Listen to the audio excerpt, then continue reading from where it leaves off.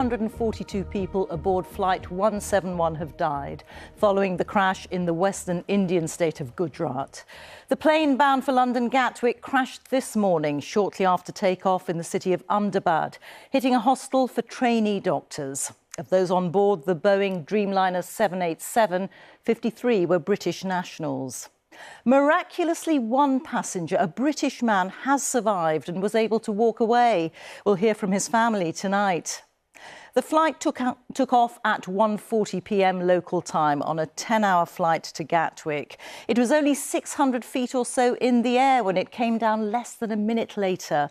The number of victims on the ground is still unknown. What caused it to crash is still unclear. We'll piece together what we know.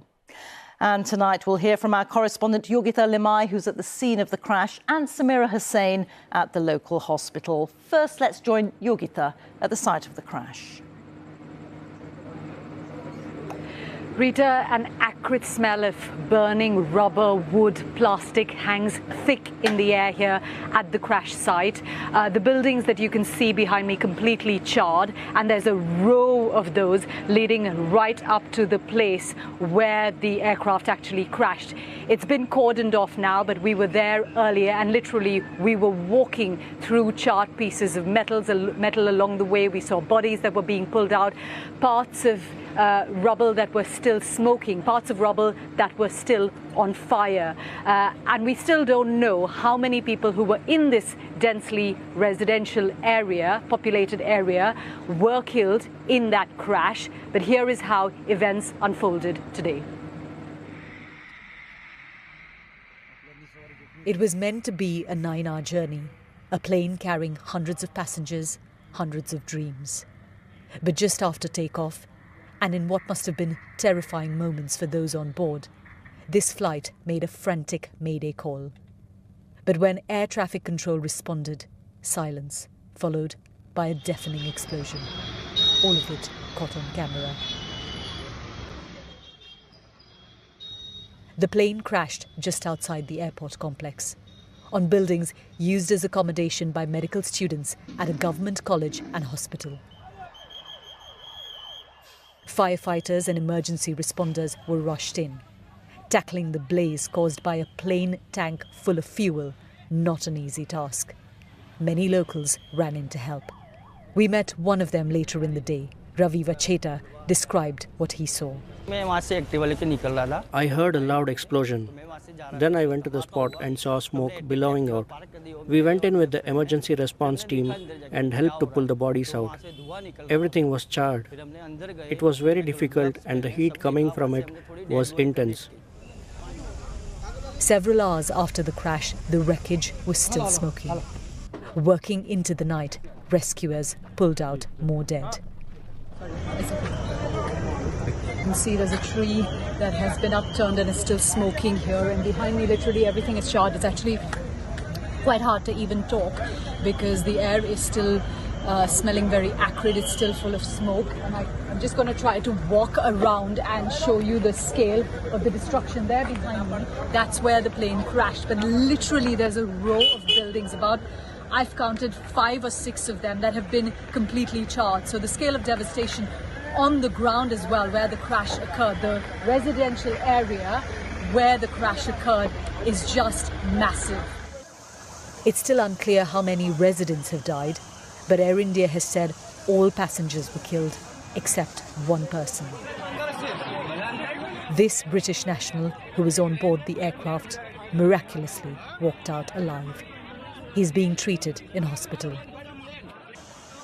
He's one of more than 50 British nationals who were on board the plane that was also carrying more than 160 Indians and Canadian and Portuguese nationals. For families who had just seen their loved ones off at the airport, a gut-wrenching time. My brother was on the plane, one man cries.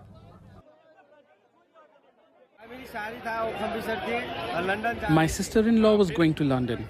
Within an hour, I got news the plane had crashed. I had left for Ahmedabad, then I came back. We don't know anything. We've not been able to enter the hospital. First, we were forced to roam on the streets for an hour and a half. They kept saying, "Stay here, don't stay here." We have come to see our relatives, not to be sent around in circles.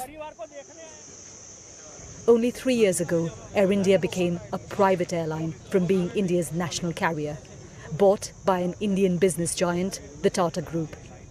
At a time when it was trying to revamp its image to that of a polished, reliable airline, this is a major trial for its leadership. We are actively working with the authorities on all emergency response efforts. A special team of caregivers from Air India is on their way to Ahmedabad to provide additional support. The investigations will take time, but anything we can do now, we are doing. The last deadly incident of this scale in India was also of an Air India plane, which crashed in the southern city of Kozhikode 5 years ago. For the carrier, there will be difficult questions to answer. Yogita Lamai, BBC News, Ahmedabad. This is Vishwashkumar Ramesh. He's the sole survivor of the crash, and he's a 40-year-old businessman from Leicester. And this is where he was sitting in seat 11A near the front of the plane ahead of the wings. Vishwash is now being treated in hospital, but his brother Ajay was also on the plane, and Air India says there were no other survivors. Their family lives in Leicester. Our correspondent Navtesh Johal has been talking to them. The man believed to be the sole survivor. Vishwashkumar Ramesh miraculously appears to walk away from where so many have perished today. He was on the flight from Ahmedabad to London with his brother Ajay. This is him in hospital, where he's now being treated. His remarkable escape has seen him visited in his bed by the Indian Minister of Home Affairs. Back at his family home in Leicester, there was relief from one of his brothers upon seeing those images, but concern remains about Ajay. Yeah, obviously it feels great seeing him doing well. It's fine, I guess. He's just more worried about the other brother, that's all. Tell me a little bit about your brothers. I could just go on and on, I guess, all day. There's no words to describe them, to be honest. Yeah, we were all in shock as soon as we heard what happened. Just utter shock, that's all. Speechless. Vishwash has a wife and a young son. He was born in India but has lived in the UK for more than 20 years. This boarding pass shows that he was sat in seat 11A. It was a window seat located in the front half of the plane. The family says Ajay was sat next to him. Vishwash told his family he heard a blast from the aircraft. What has Vishwash told you about what happened to him so far? Honestly, he himself has no idea, like how he survived, how he got out of the plane. Well, when he called us, he was just more worried about my other brother, like, just find Ajay, find Ajay. That's all he cares about at the moment. That's his concern, that's all he wants, is to find your brother. He doesn't care about himself. The family has been overwhelmed by support from relatives, neighbours and the wider community, but they all fear the worst for Ajay. Everyone is upset. Ajay, how are you doing? This is your cousin who, I'm absolutely upset. Yeah. Just not my cousin, he's also one of my best friends as well. So I'm feeling upset. The scenes outside this house in Leicester reflect a community in shock and grief. This city is home to thousands of people with links to the state of Gujarat. Here, this tragedy feels close to home. Navtesh Johal, BBC News, Leicester.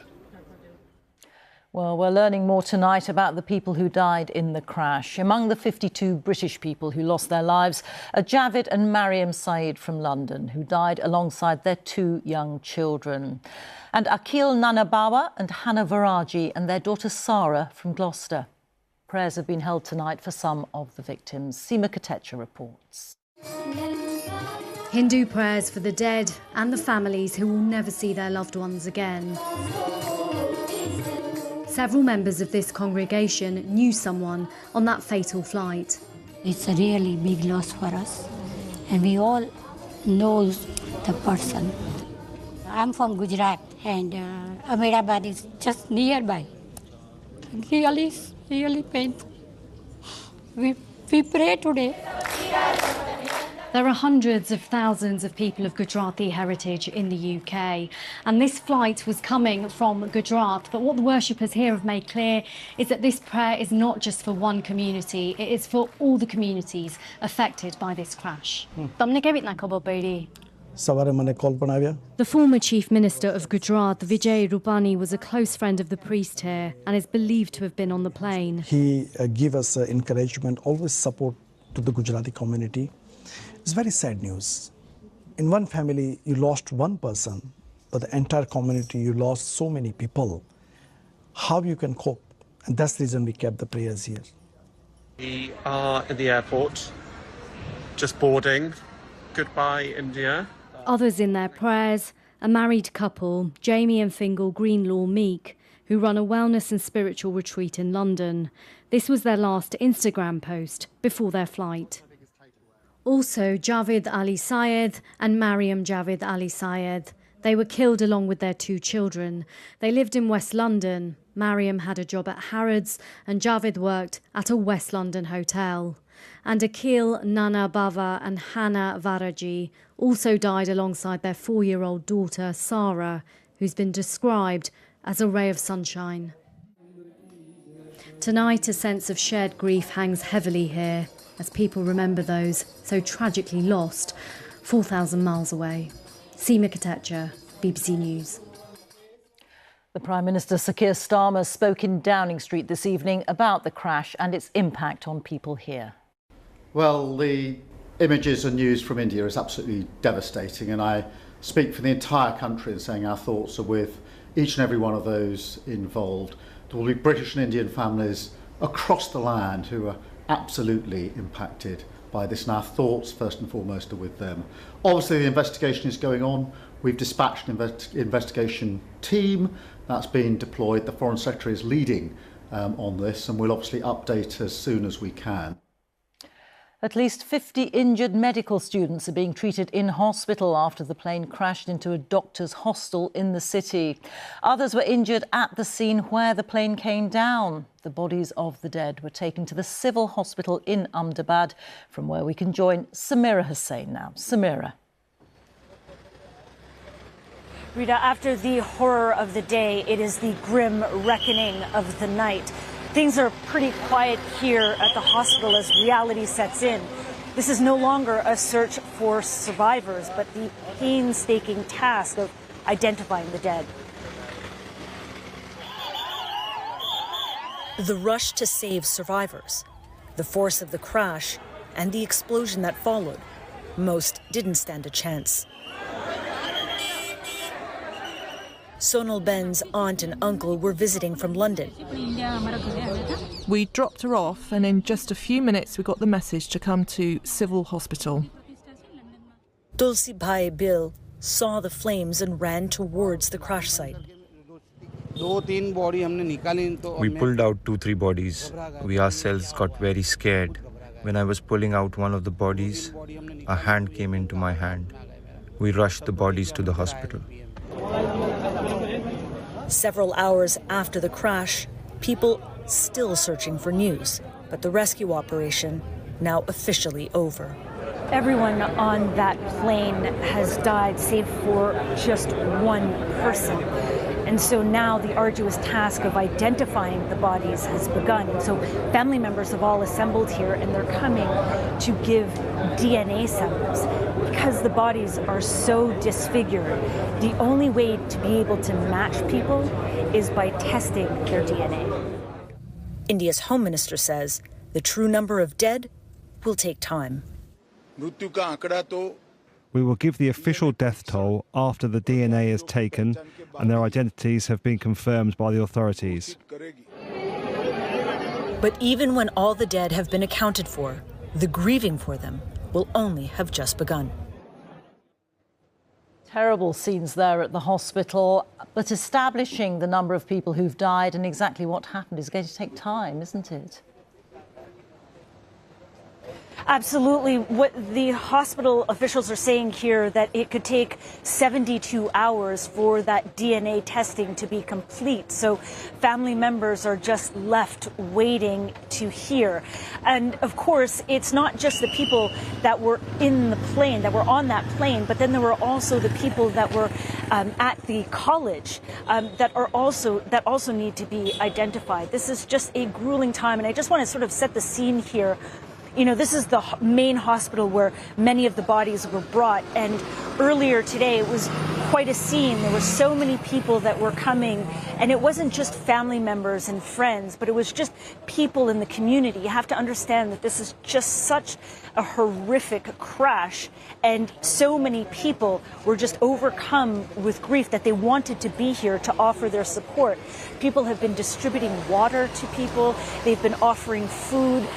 One man who operates a tea stall decided to close it down and just give out biscuits to all the people that have been working here. It's a time where the community here is really trying to come together as officials are trying to figure out exactly what happened. Samira, thank you. Samira Hussain reporting there. Well, details of the plane's last moments and footage from the crash site are still emerging. BBC Verify's Merlin Thomas has been looking at what might have caused the crash. The plane, a Boeing 7878 Dreamliner, takes off from Ahmedabad airport at 13:38 local time, bound for London Gatwick. Tracking website Flight Radar 24 shows the last location of flight tracking data at 625 feet altitude here.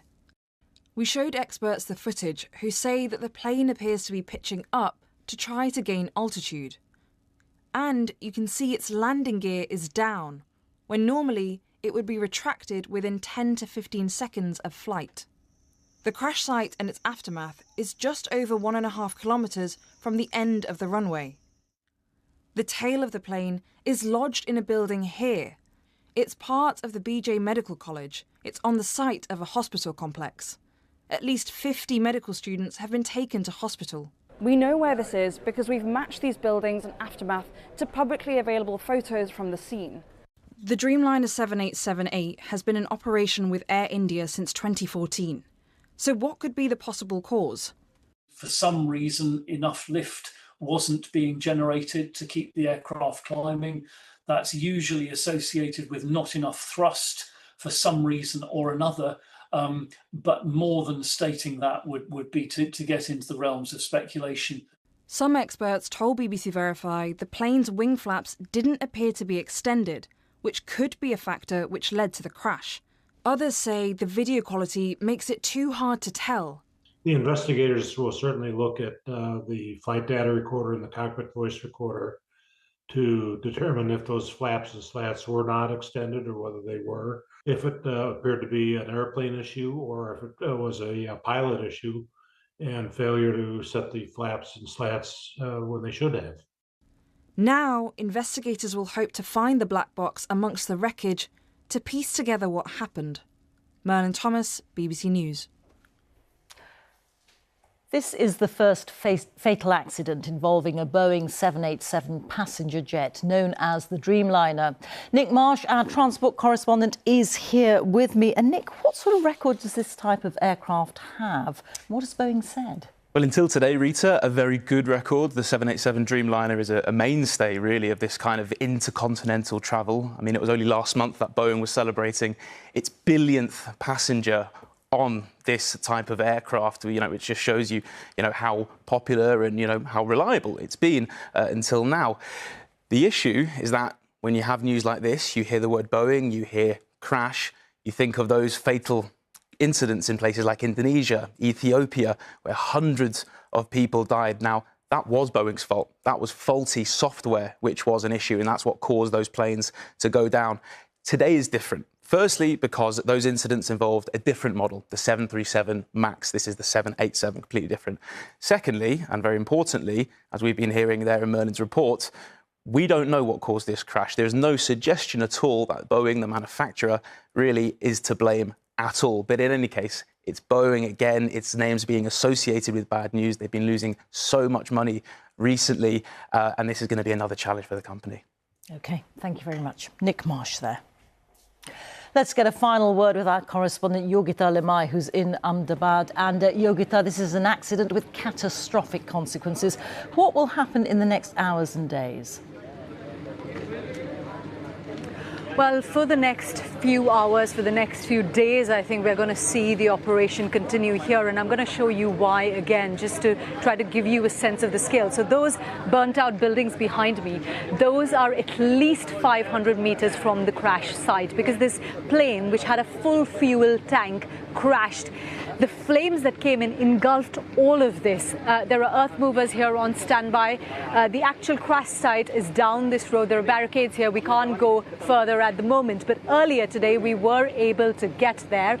And it's basically this whole row of buildings which were set ablaze, which are completely charred. So this operation is going to take some time.